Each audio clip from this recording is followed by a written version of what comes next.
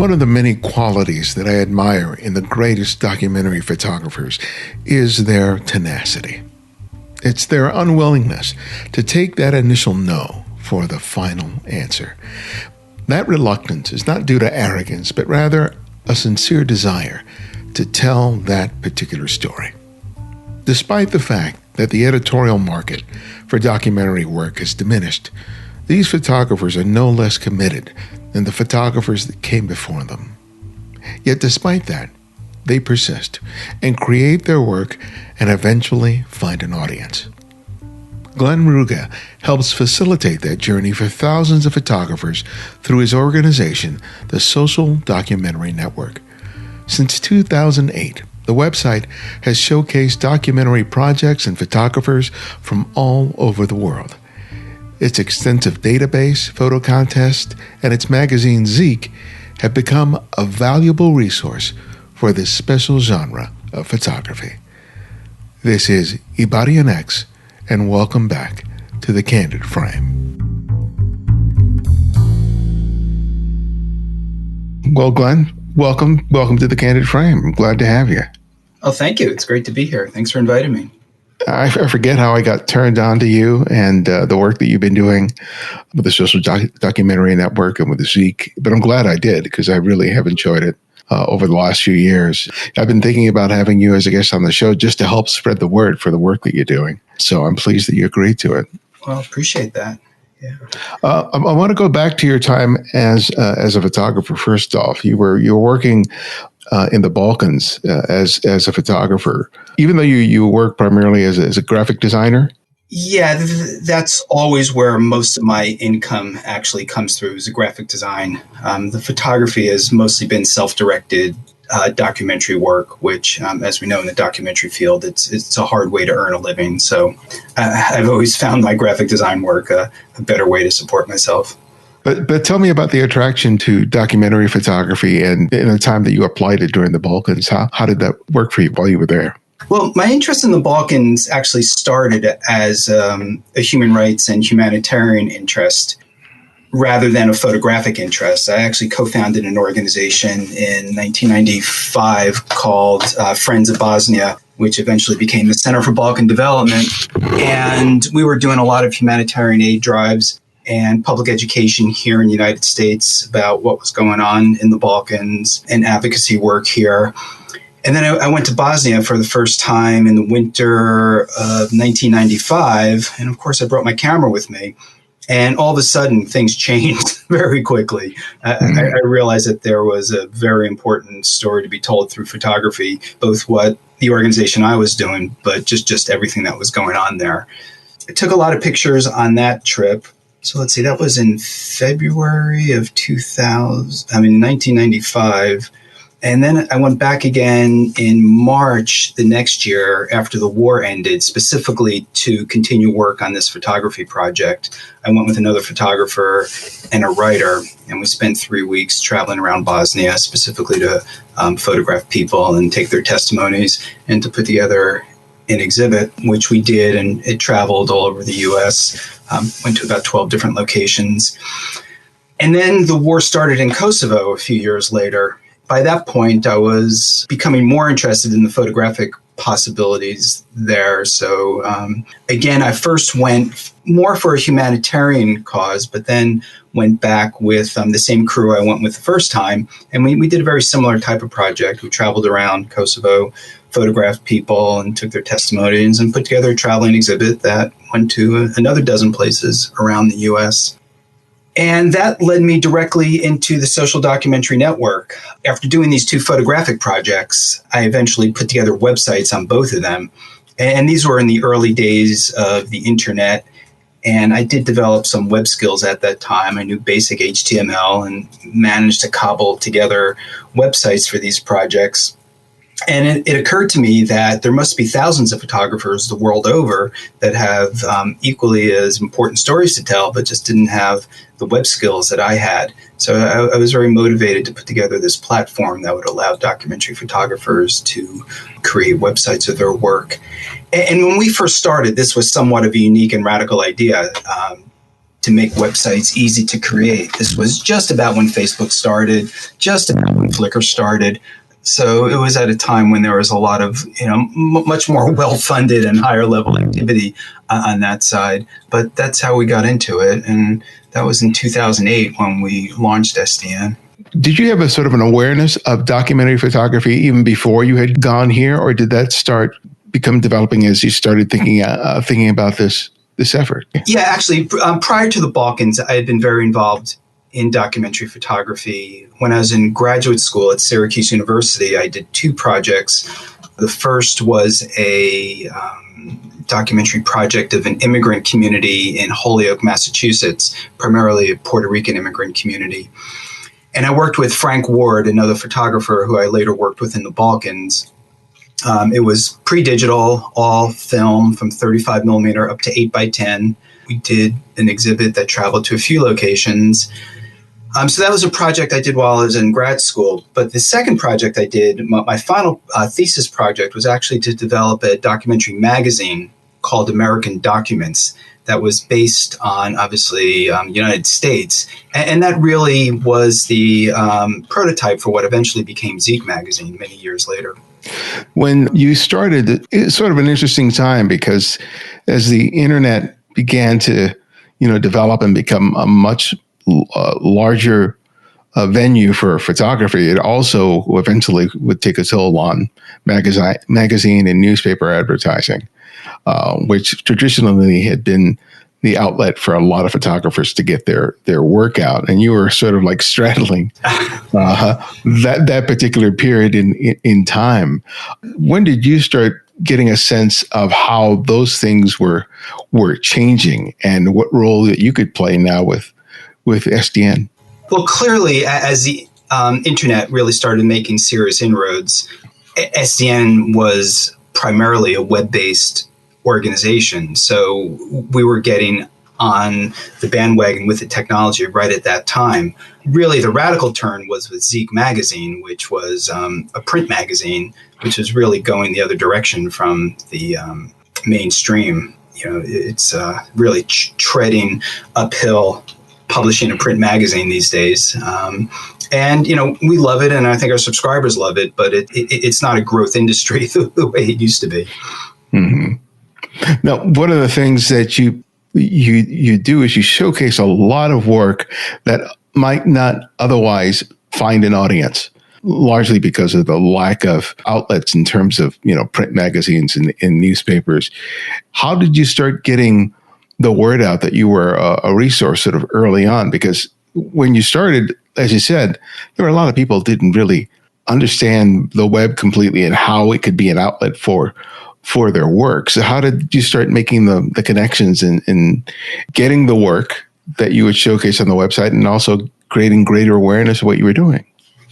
Well, it was slow. We actually first launched SDN at the PDN Expo in Javits Center in 2008. And at that time, we had 8 exhibits on the website. 3 of them were mine. 2 of them were friends of mine. And I think we had 1 or 2 that were just from the public who had come to the platform to upload their work.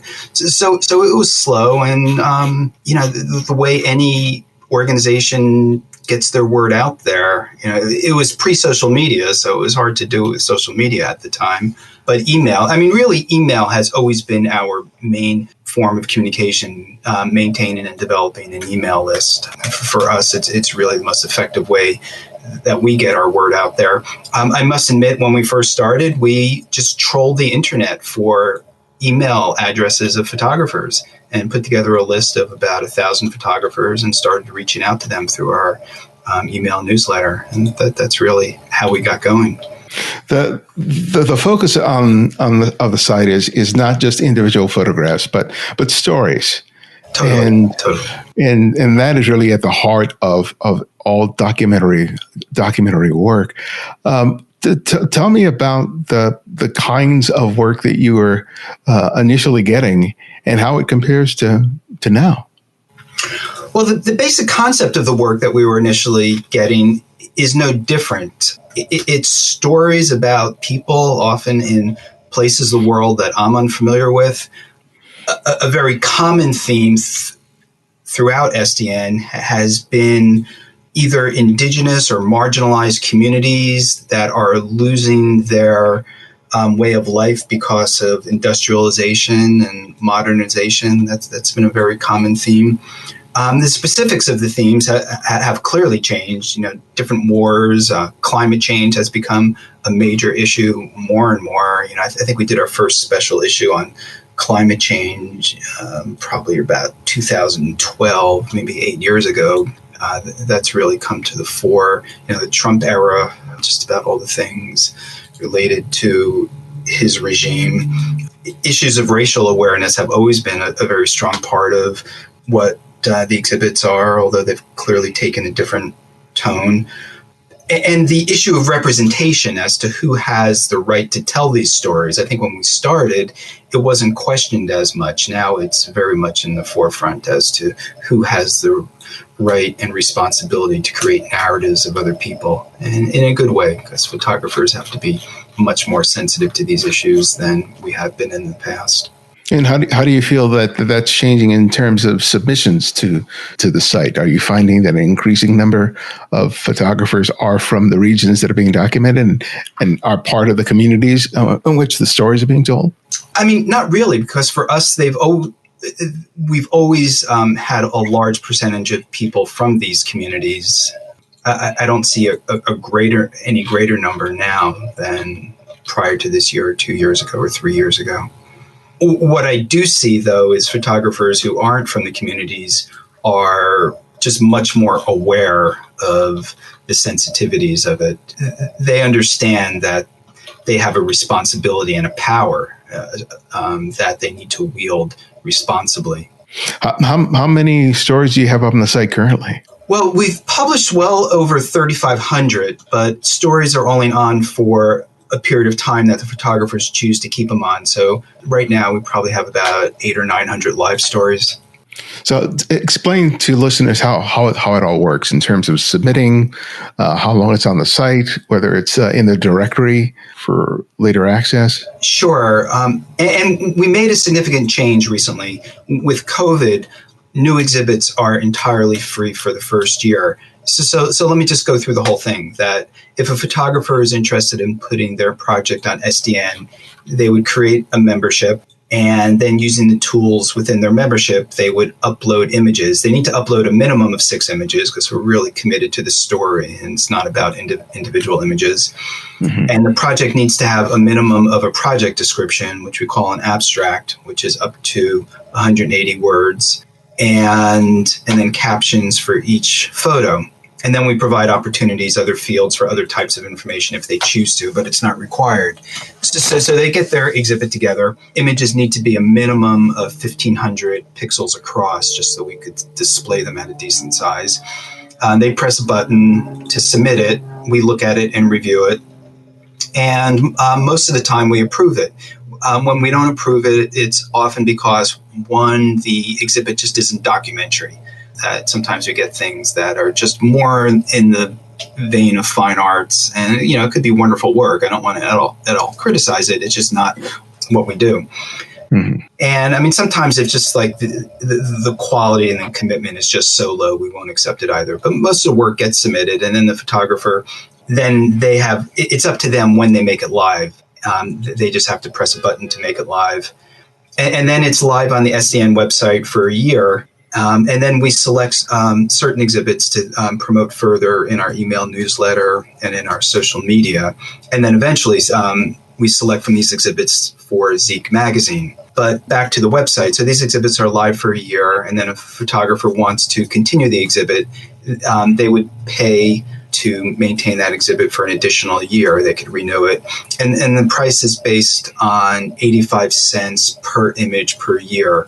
So if they have 20 images in their gallery, it would cost them $17 to maintain that exhibit for another year.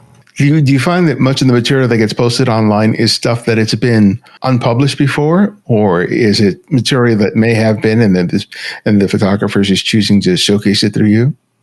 It's a bit of both. A lot of the photographers are not necessarily professionals, so the work will never be published in other areas other than on SDN. but there are quite a lot of professionals who are publishing editorial work in the media and other places. And sometimes they'll use SDN as a way to further promote like a book or something. Actually, SDN is a great way to promote a book. If somebody has a documentary project in the form of a book, they could create a website and then with links to either Amazon or their own way to sell the book. There are sensitivities about first rights, and sometimes the major media doesn't want the work to be published in other places, and therefore the photographers may have other images from the same project that they'll put on SDN, or they'll wait for a month to pass before it's been published in the major media before they put it on SDN. There's a lot of considerations. Considering how much work you see, what do you think are some of the qualities that are representative of some of the stronger stories that you get to showcase on SDN? You mean what makes a stronger story, or how do we define a stronger? Yeah, because you can probably, you probably see projects, some of which are just much more effective. And it's not so much because of the subject matter or the technical quality of the photographs, that there's something so inherent to each of these that makes them particularly effective in terms of storytelling. There's two sides to that equation. One side is the impact of the photographic image. And it's not necessarily technical quality, but just the overall aesthetic quality. I mean, some of the greatest photographers that we're aware of, like, Robert Frank wasn't a fantastic technician by any means. A lot of his pictures are a little blurry and whatever. But, it doesn't take so much technical expertise, but just to make a meaningful picture through composition and all the visual elements that make up a photograph. And so that's one side of the equation. The other side is the writing and the story that goes hand in hand with it. Sometimes we have kind of okay photographs, but with a great story, and it ends up being a really powerful exhibit. Sometimes we have fantastic photographs where the writing is a bit weak, and that will make a great exhibit. But, one or the other of those really has to be pretty high in order to come across as a good exhibit. And, we love to see both very high, great photographs and great writing. The magazine Z came later. What led you to want to try your hand at a print publication? Well, the world was getting saturated with digital images, and it was really hard to stand out in the marketplace of online imagery at that time because there's just so much out there. And I think the print world just started meaning more to photographers because there are fewer and fewer places for them to have their work. So to be able to do this, really became a really important thing. I think it's really worked for us. It's really helped Social Documentary Network kind of keep our gravity up in the world doing this.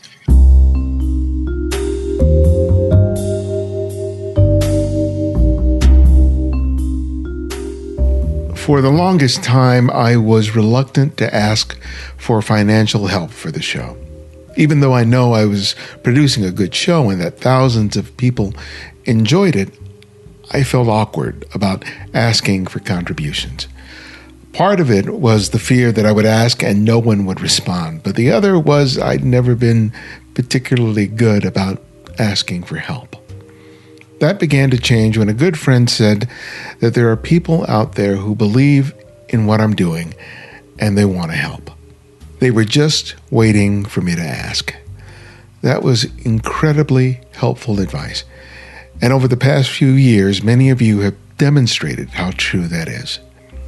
You first helped me to pay for the development of the Candid Frame app and the ability to make it free to all listeners. Since then, your contributions have been indispensable in helping me meet the cost of production and improve the show in any variety of ways. So thanks to all of you who have helped me along the way. And if you haven't done so already but want to help, it's really easy to do. You can become a Patreon supporter today. You can do that by contributing $5, $10, $20 or more a month by visiting patreon.com/thecandidframe. Even a $5 a month commitment makes a huge difference. Thank you for being there for me then and now.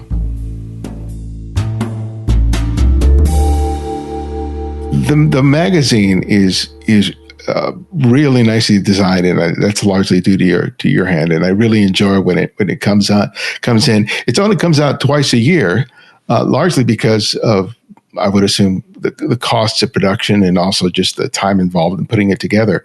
But tell us about what role it's playing in terms of the work that you're doing with SDN. Why has that become a sort of an essential part of what you're doing?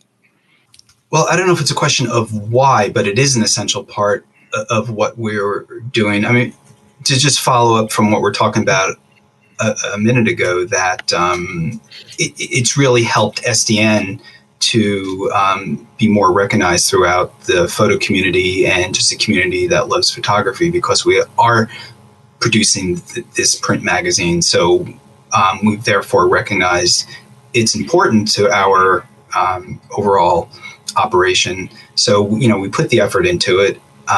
If we had greater resources, we would love to publish it more frequently. I would love to do it as a quarterly, but it barely treads water financially. So, unless we were actually making enough money where we could pay more staff, it would be hard to publish it more than twice a year right now, but we would really like to. Let me just say also, what Zeek has allowed us to do is to get also charitable support. There are a lot of people who really support the concept of what we're doing with Zeek Magazine, and I don't think we ever would have got that support for SDN as just a web-based publication. So Zeek can only be published right now because of the additional support we get from people who believe in what we're doing with the magazine and are willing to support it. So how do you decide what gets showcased in the magazine as opposed to just on the other website? Well, the last few years we've settled into this schedule where one issue we feature the winners of the Zeek Awards. So we've just finished the second iteration of the Zeek Awards for documentary photography, and in both cases there were two winners, so each of them were featured in the magazine. So that only leaves about half the magazine left for additional content. But then we look through the SDN website and to see what's going on both with us and the world. With the recent issue, the additional content ended up being COVID and Black Lives Matter demonstrations. So that's what made up the rest of the magazine. We had a call for entry for what we call the Pandemic in Focus, and we published work from that. And then there was just such amazingly powerful work being taken by photographers at Black Lives Matter demonstrations around the world. And that just became very obvious for us. That was a very important part of the magazine and became the cover also. So that's one issue a year. The next issue then is what we call the special issue, which is really devoted to just one issue. Our most recent one was Africa. So we featured photographers living and working in Africa today. Prior to that, we had a special issue on Roma and travelers. The first special issue was a year before that, which was a women's issue. And then we're just getting started on the next one, which will actually be a special issue on Bangladesh, which is a very interesting topic in itself.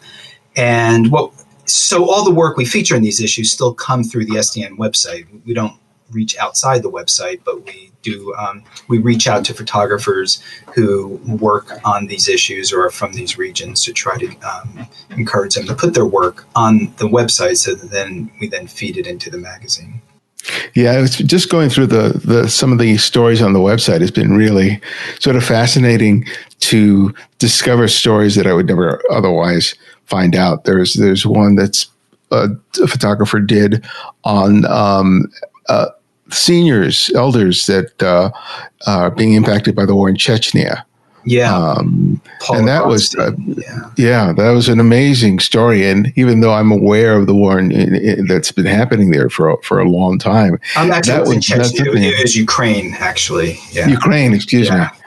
Yeah. It was just very insightful for me to have a different face put to that war other than what I kind of hear when I'm reading the newspaper. That's what we're all about, is finding these human stories that you just don't see in the normal newspapers. I mean, people that are willing to put themselves on the line and do this work that we just don't get normally. Do you find yourself sometimes surprised by the stories that get submitted to you in terms of that same experience, in terms of discovering something new that you otherwise would not know about? Sure. I mean, that's the hidden gems of SDN, and it's always exciting to find something. A very interesting example of that is the Rohingya Crisis. Yeah. We first received an exhibit about the Rohingya, probably 6 or 7 years ago. Amazing work by a Bangladeshi photographer about Rohingya in Bangladesh. And I'd never heard of them before. It's a strange word, like, who are these? What was this exhibit about? And, a few years later, it became, the central news story of the time during the real crisis when they were driven from Myanmar into neighboring Bangladesh. And it was on the front page of every media for a period of a couple months. But, when I first heard about it years before that, for me, it was an eye-opener. I had never seen or heard about this. What are some of the other stories that you've been very gratified to showcase on the site? That becomes a harder and harder question because there are just so many that come across. There's a great story right now that just came from Mongolia. It's, a photographer who photographed an old Soviet factory there. His name is Brian Hodges. And the project is called Darkem, which is either a Russian or Mongolian word for blacksmith. And just these extraordinary photos in this old Soviet industrial blacksmith shop or factory, the kind of things we associate with 1970 USSR. Really amazing pictures. There's an exhibit right now by actually Frank Ward, who he's the person I did the Holyoke project with over 20 years ago. And he and I went to Bosnia together and Kosovo on numerous trips. And more recently, he's been traveling in other parts of the world without me, unfortunately. But this is a great project from Egypt. And Frank is just great at just photographing ordinary people just doing their ordinary stuff. And what's featured on the homepage is this beautiful picture, this overhead picture of a group of 4 Egyptian men playing dominoes, it looks like, on a very worn out table. And actually, there is an exhibit right now from Sarajevo on the website, which for me is just great to see this. I haven't been to Sarajevo in 2007, and this photographer, Sasha Janis, went there more recently and has photographed people, shopkeepers, and people in the art scene there. Sarajevo is an extraordinary city. It's a beautiful city. Anybody who goes there just falls in love with the energy and the people there, and that's what this exhibit is about. People who are making a difference there with these artisan shops and cultural centers. And the beauty of a lot of this work is that a lot of it is self-initiated. It's not assignment work. It's work that people are choosing to do on their own because it's driven by a personal passion to make the photographs and to tell the stories. Do you agree that that's sort of the linchpin for so many of the people that submit work to you? Yeah, I'm glad you brought that up because that's so important. And for us, it's really at the heart of what documentary is about and how it distinguishes documentary from photojournalism or other types of photography. That it really is personal work that the photographers do, that they're driven to do. It's stories that they're driven to tell. Many of the photographers are also photojournalists, but it's their personal stories that tends to find their way to the SDN website, not their assignment work. Let's talk about the contest that you mentioned previously, because it's not only a way for great work to have an opportunity to be showcased, but it's also an important part of your financials in terms of being able to sustain the work that you're doing. Yeah, so we've been doing call for entries at least once a year since 2010. 2 years ago, we decided to kind of up the ante with it and really brand it as this new project, the Zeke Awards for Documentary Photography, and give it a lot more prominence. So the winners of the Zeke Award are exhibited at Photoville, which is a huge benefit to the photographers because of the traffic that Photoville gets. And then they're also featured in Zeke magazine. So we've done this twice, and God bless Photoville that during COVID that they've managed to pull it off. And instead of doing interior container exhibitions, which has always been the core concept of Photoville, now all the exhibits are exterior, printed on weatherproof vinyl banner material. So the winners of the Zeke Award are now printed on these banners along the Brooklyn waterfront right now. And we bring together a panel of photo editors and curators to review the work, and they're the ones that make the decisions. And we're going to be getting started soon with the 2021 Zeke Awards. So tell me how you work to making all this sustainable, because you have the subscriptions, you have the entries from the contest, the membership. How can people support the work that you're doing? People can support the work by just engaging in what we're doing. If the photographers to put the work on SDN, subscriptions to Zeke magazine are really important. One of the things we just started doing recently that has been very successful is SDN education. Since COVID, which it's just been an incredible nightmare for the whole world. But what the one thing that it has allowed is for people to accept digital learning environments much more, and us as well. I mean, we never would have done it like this previously. We used to do educational programs in person here in the Boston area, but now we're doing them on Zoom, and we have students and faculty from all over the U.S. and other parts of the world. So we've just started doing that this past fall, and it's been fantastically successful. And another very important thing that I should mention is, and maybe you haven't seen our press release we sent out last week, is that we're finally an official nonprofit organization. Oh, congrats. Yeah, thank you. Since day one in 2008, we've always thought about doing it. We've just been putting it off. But finally, we realized it's the right thing to do. And we've got the resources together. We found an attorney that would do it pro bono to file for us. So we've created actually a parent organization called Reportage International. That's a nonprofit organization. And now Zeke Magazine and SDN are projects of this new nonprofit entity, Reportage International. And therefore, donations are tax deductible. And going back to your question, how can people support us? They can make a tax deductible donation to SDN or Zeke Magazine through this new entity, and they can do that right from the SDN website. Cool.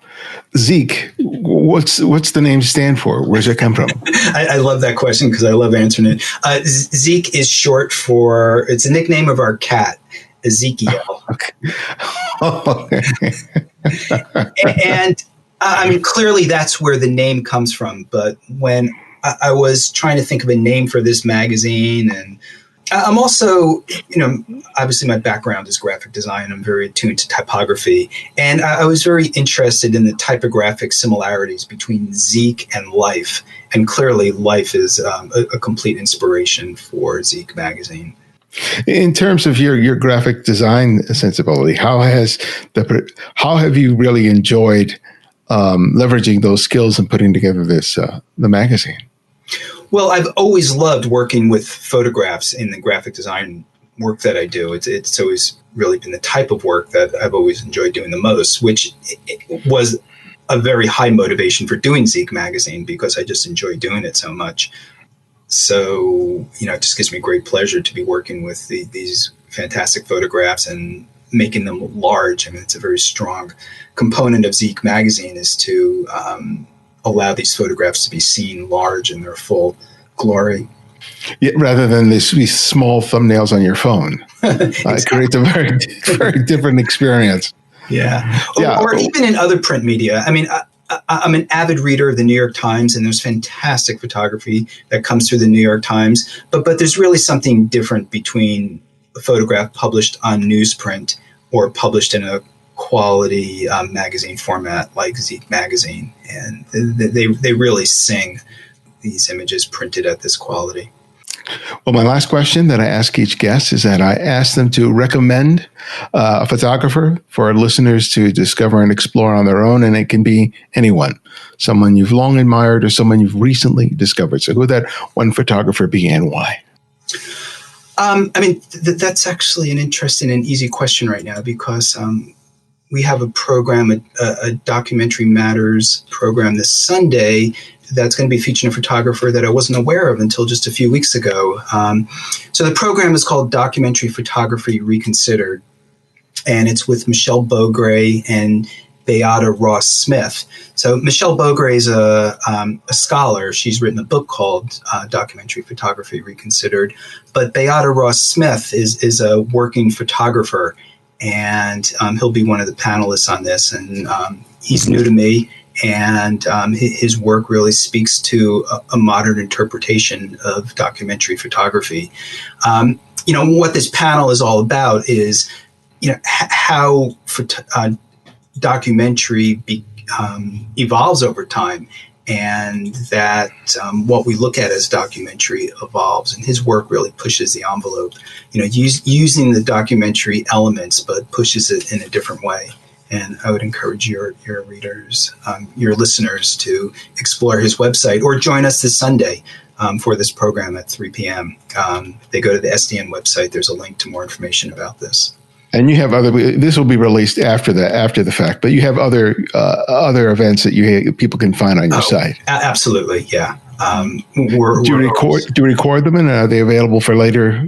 Yeah, they're on our YouTube channel. Okay, great. Well, thank you so much, Glenn. I really enjoyed having a chance to talk with you and find out more about the work that you're doing. Sure, it's been great talking. I love talking about documentary photography, and thank you for giving me this opportunity.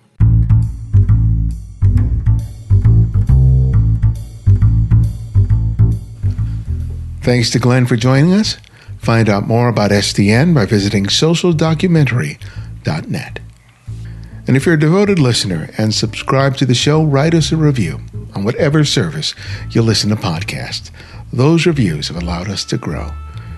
You can also subscribe to our YouTube channel and our mailing list.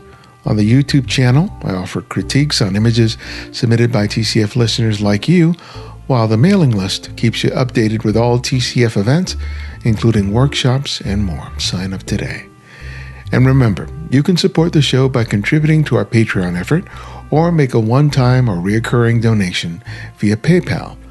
Thanks to Zoltan Puskas, Michael Sterling, Aaron Lee, and David Ebinger for their recent contributions. We also provide a series of ebooks on photography available for purchase on our website. It's my way of sharing my experience and knowledge, and another way for you to support the show. And if you can't find every episode of the show, download the Candid Frame app, which is available for both Apple iOS and Android. And because of your generosity, it's free to download and use. No additional purchases are required. The Candid Frame's audio engineer is Martin Taylor, who you can find at theothermartintaylor.com. The show's senior producer is Cynthia Parker, and our music is from Kevin MacLeod, whose royalty-free music can be found at incompetech.com. And this is Ibarian X, and this is The Candid Frame.